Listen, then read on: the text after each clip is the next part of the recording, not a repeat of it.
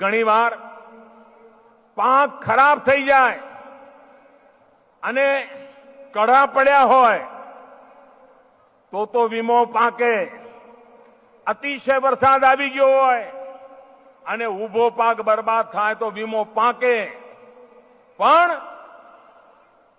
પાક પાકી ગયો હોય, લણણી થઈ ગઈ હોય, ખેતરની અંદર પાકનો ઢગલો પડ્યો હોય, ટ્રેક્ટર આવવાની રાહ જોતા હોય, ગાડું આવે કે ટ્રેક્ટર આવે એટલે માલ ભરીને ખેતરથી સીધું બજાર જવાનું નક્કી કર્યું હોય,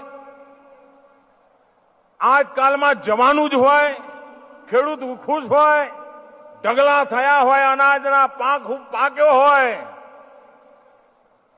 વીમાની પહેલાની પદ્ધતિ એવી હતી કે બસ પાક પાકી ગયો એટલે હવે પૂરું.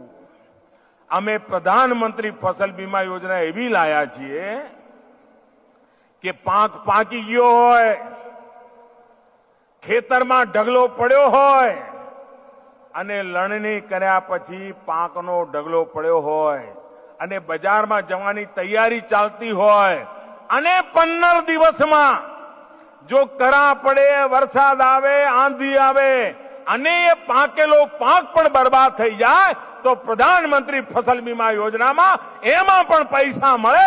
આ કામ આપણા પ્રધાનમંત્રી ફસલ બીમા યોજનામાં કરે.